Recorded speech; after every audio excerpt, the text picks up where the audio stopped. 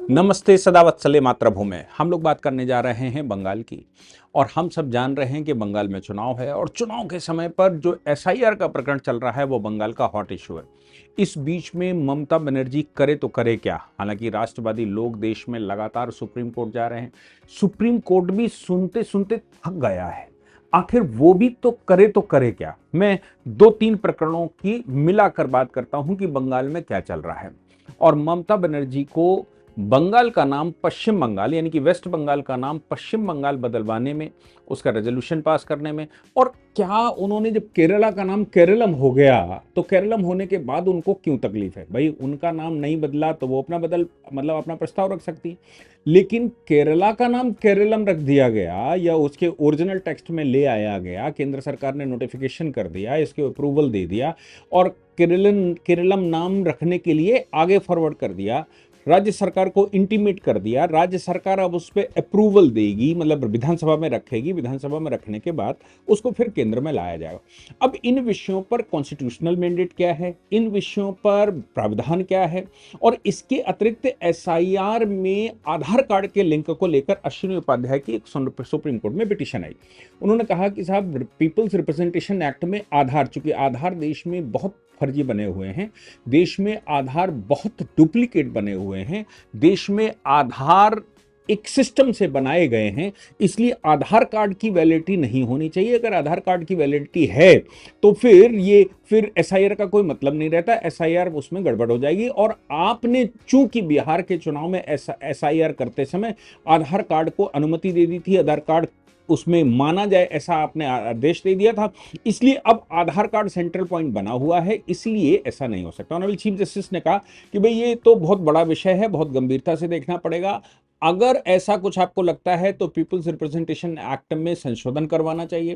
Peoples representation act में चूंकि आधार पहचान के रूप में लिया गया है, यानी कि वोट डालते समय आधार कार्ड पहचान की तरह लिया जाता है, वो पीपल्स रिप्रेजेंटेशन एक्ट में है, इसलिए इसको हम तो मना नहीं कर सकते। चूंकि अगर ऐसा कुछ होना है तो केंद्र के पास रिप्रेजेंटेशन लेकर जाइए और उनसे कहिए कि वो संसद में जाकर रिप्रेजेंटेशन ऑफ पीपल एक्ट में संशोधन करें और आधार पहचान नहीं है ऐसा निकालें।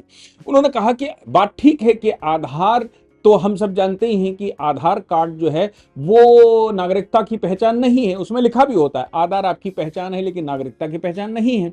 लेकिन वो पहचान तो है, और एसआईआर करते समय चुनाव आयोग को चूंकि नागरिकता निर्धारित करने का अधिकार नहीं है, इसलिए यहां पर आधार को मानना पड़ेगा, क्योंकि peoples representation of people act में है, इसलिए ऐसा मैं कह रहा हूं।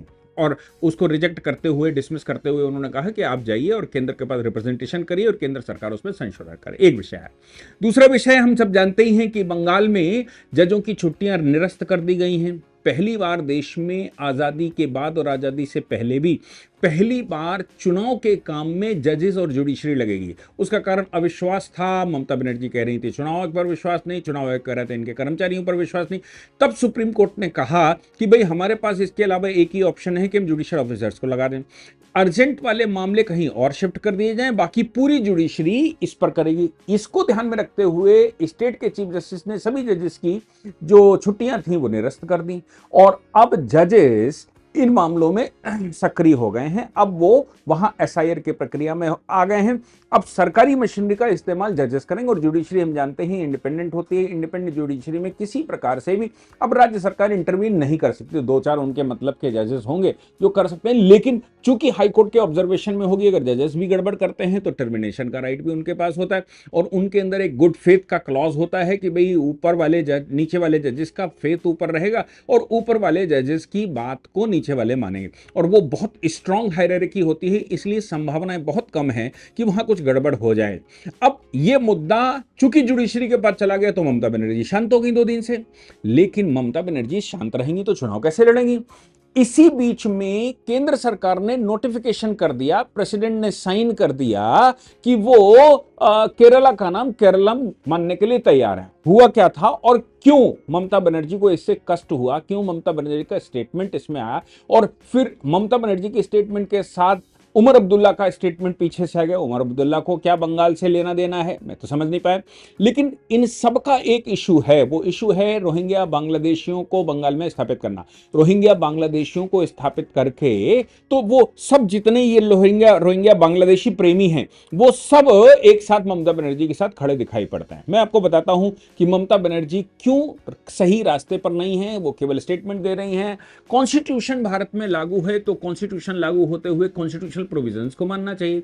कॉन्स्टिट्यूशन के प्रोविजन ये कहते हैं, ममता बनर्जी खुद आरोप लगाया, उन्होंने कहा कि जब हमने कहा कि हमारे राज्य का नाम बदल देना चाहिए, बांग्ला रख देना चाहिए, तो आप केंद्र सरकार ने उस समय यह कह दिया कि इसके लिए कॉन्स्टिट्यूशन प्रोविजन की जरूरत पड़ती है, इसके लिए लोकसभा जाना पड़े, इसके लिए संसद जाना पड़ेगा और कॉन्स्टिट्यूशन के आर्टिकल 3 में संशोधन करना पड़ेगा, 3 के तहत संशोधन करना पड़ेगा, तब स्टेट का नाम बदलेगा। फिर उन्होंने कहा कि केरला का नाम केरलम कैसे रख दिया, अभी तो संविधान संशोधन हुआ नहीं, तो फिर केरला का नाम केरलम रखना, ये तो फिर इसका मतलब हमको बेवकूफ बना रहे थे।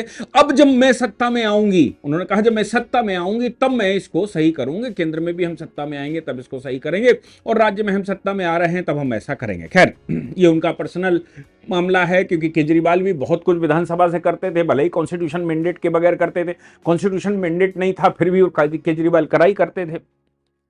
दरअसल क्या हुआ कि केरला विधानसभा ने अपने यहां यूनानिमस एक बिल पास किया 2024 में बिल पास करके उन्होंने केंद्र से रिक्वेस्ट की कि हमारे राज्य का नाम केरलम रख दिया जाए, भाषाई आधार पर केरलम रख दिया जाए।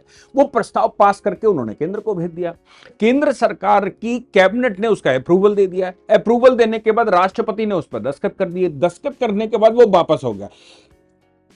तो अब ये सवाल पैदा होता है जो ममता बनर्जी कह रही हैं कि भाई हमारे लिए तो आपने कहा था कि कॉन्स्टिट्यूशन में संशोधन करना पड़ेगा, आर्टिकल 3 के तहत आपको पार्लियामेंट में जाना पड़ेगा, तो फिर इनका कैसे हो गया। मैं आपको बताता हूं, अश्विन वैष्णव ने ये अनाउंसमेंट करते समय इसका क्लैरिफिकेशन भी किया।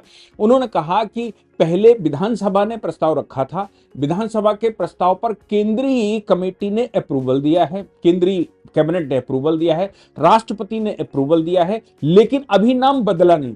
उसके लिए यह प्रस्ताव फिर अब केंद्र की तरफ से, चूंकि ये केंद्र का मामला है, केंद्र का प्रस्ताव, राज्य सरकार का प्रस्ताव केवल एक रिक्वेस्ट है। कॉन्स्टिट्यूशनल प्रोविजन केंद्र से शुरू होता है, तो केंद्र ने प्रस्ताव बनाकर अप्रूवल कैबिनेट ने देकर अब विधानसभा जाएगा। विधानसभा अब इस अप्रूवल पर वोटिंग करके उसको वेरीफाई करेगी।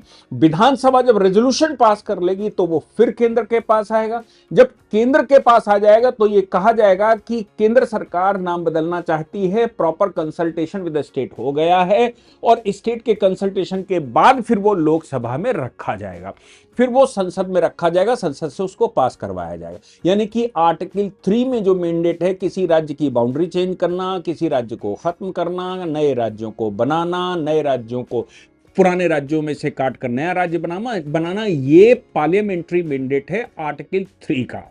तो या फिर उसका नाम चेंज करना। तो प्रक्रिया ये सरकार ने अपनाई है कि राज्य की रिक्वेस्ट पर केंद्र ने अप्रूवल देकर एक मसौदा तैयार करके राज्य विधानसभा से प्रॉपर कॉन्स्टिट्यूशनल कंसल्टेशन करने के बाद जब आ जाएगा तब वो लोकसभा में रखा जाएगा, और लोकसभा जब उसको पास कर देगी और प्रेसिडेंट फिर से साइन कर देगा, तब ये, जहां तक मैं समझ पा रहा हूं, तब ये कानून का दर्जा लेगा, तब उसका ऑफिशियल नाम केरला की जगह केरलम रख दिया जाएगा।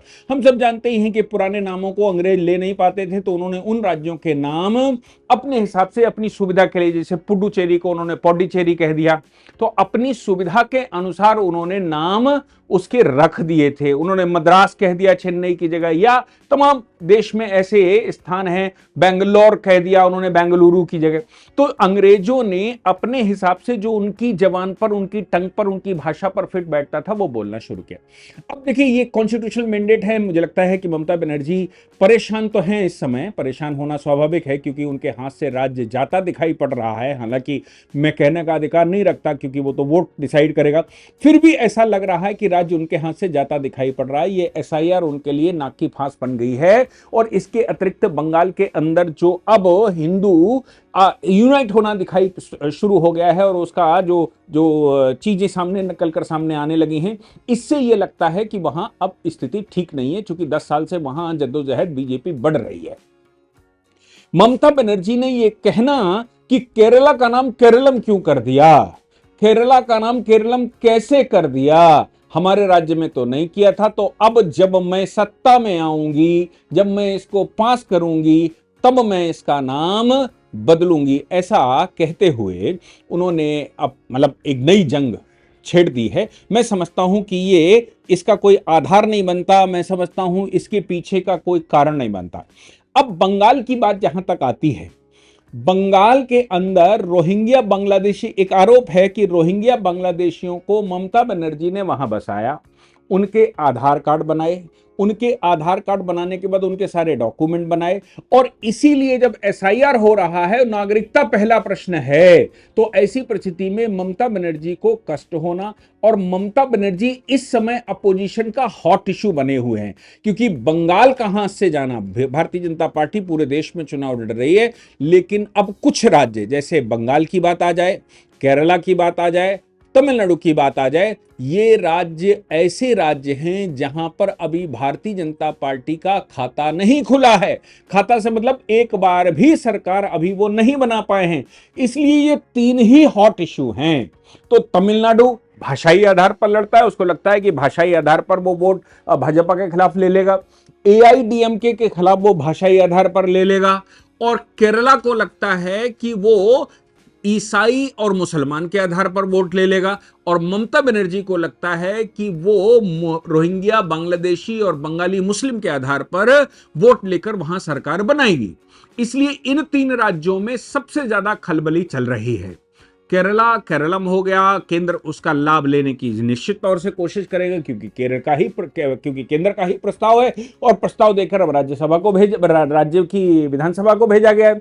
और ममता बनर्जी इसलिए लगातार कह रही है कि वो केंद्र में वो जो है सरकार को परास्त कर रही है। आपको याद होगा कि ममता बनर्जी आई पैक्ट के मामले में खुद ही आ गई थी, और ईडी की जो एजेंसियों की जांचें ऊंचे उसके मामले में खुद सुप्रीम कोर्ट आ गई, क्योंकि बेसिकली वो वकील वकालत पढ़े हुए हैं, तो वो सुप्रीम कोर्ट में खुद आ गई थी और एक अच्छा खासा भाषण देकर चली गई।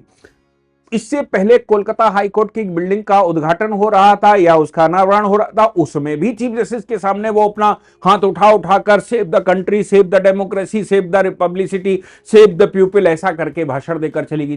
तो ममता बनर्जी इस समय उनको लगता है कि वो इन एजेंसियों के खिलाफ या इन एजेंसियों के सामने जितना प्रदर्शन करेंगी, वो भले ही अनर्गल बात करें, भले ही वो एक टॉपिक पर बात ना करें, भले ही वो सीधी उस विषय पर बात ना कर पाए जहां वो करने आई। आई पैक्ट के मामले में, ईडी के मामले में उनको जो सुप्रीम कोर्ट में कहना चाहिए वो तो कुछ किया नहीं। एजेंसियां गड़बड़ कर रही हैं, एजेंसियां पावर एक्सीड कर रही हैं, एसआईआर में गलत हो रहा है, और वो सब केंद्र सरकार खत्म कर रही है, इलेक्शन कमीशन फलाना कर रहा है। ये पॉलिटिकल भाषण, हालांकि चीफ जस्टिस ने भी उस मामले में कहा था कि आप कह लीजिए मैडम, पूरा टाइम आपको देंगे। जब उन्होंने कहा 2 मिनट दीजिए तो उन्होंने कहा नहीं 5 मिनट आपको देंगे, आपको 15 मिनट देंगे, उन्होंने कहा 15 मिनट दे दीजिए, 5 मिनट दीजिए तो उन्होंने कहा 15 मिनट देंगे। दूसरी बात, अपोजिशन जब बात कर रहा था, इलेक्शन कमीशन जब बात कर रहा था, तो इलेक्शन कमीशन के सामने ममता बनर्जी ने कहा साहब हमें भी बात कर लेने दो।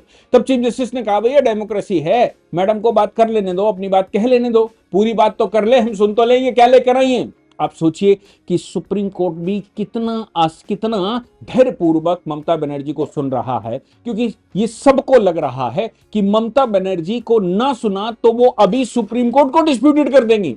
ममता बनर्जी अगर कोर्ट में आई हैं या ममता बनर्जी कुछ कर रही हैं, तो हो सकता है पीछे से एक बड़ा षड्यंत्र लेकर आई हो सकता है पीछे से एक बड़ा खेला लेकर आई हो, और वो वहां स्टेटमेंट देकर उनको अगर कहीं मना कर दिया गया या कुछ कह दिया गया तो वो उसका भाईबेला बनाकर पश्चिम बंगाल का चुनाव लड़ेगी। क्योंकि अब ममता बनर्जी के पास कोई मुद्दा नहीं है, वो मुद्दा ढूंढने की कोशिश कर रही हैं कि आखिर उनको बंगाल के चुनाव में कोई मुद्दा मिल जाए, और वो मुद्दे के रूप में सिर्फ एक ही बात कह रही हैं कि मोदी जी विदेशी हैं, विदेशी से मतलब मोदी जी गुजराती हैं, गुजरात का व्यक्ति यहां क्यों आ गया, और हमारी हारमनी है, हमारी हिंदू मुस्लिम हारमनी है, इस हारमनी में हम। अच्छा, इसी बीच में केरला फाइल आ गई। केरला फाइल 2 जो अपना रोल प्ले कर रही है, ऐसा लग रहा है कि वो लव जिहाद और ये जो घुसपैठ है इस पर कॉन्सेंट्रेट किए हुए है। ये मूवी का पब्लिश होना बंगाल, केरला और तमिलनाडु के चुनाव में अच्छा खासा प्रभाव डाल सकती है। मामला लिटिगेशन में वो भी चला गया है, हाई कोर्ट में चला गया, हाई कोर्ट आज स्क्रीनिंग कर रहा होगा, उसके बाद क्या होगा देखा जाएगा। लेकिन देश का जो माहौल है, देश में जो इस समय की परिस्थिति है, उसमें ममता बनर्जी नए मुद्दे ढूंढ रही हैं। उनको कुछ नहीं मिला तो केरला और केरला में ही ले आई, प्रांत का नाम बदलने पर ही ले आई, और इस तरह के अनर्गल वो अपने पक्ष को रखने में मुझे लगता है कि वो काम तो कुछ नहीं कर रही हैं, लेकिन अपने लोगों को, अपनी कॉन्स्टिट्यूएंसीज को, अपने यहाँ के जो उनके वोटर हैं, जो उनके समर्थक हैं, उनको वो एड्रेस कर रही हैं इस तरह के बयान देके, जबकि इनके पीछे की कॉन्स्टिट्यूशनल लीगलिटी, वैलिडिटी का मामला अभी बरकरार है और बड़ी मुसीबत दे सकता है। ममता बनर्जी फंसी हुई तो हैं ही, फांस बुरी फंसी है, लेकिन निकले कैसे, उसके लिए वो लगातार बयान दे रही है। जय हिंद, जय भारत, वंदे मातरम।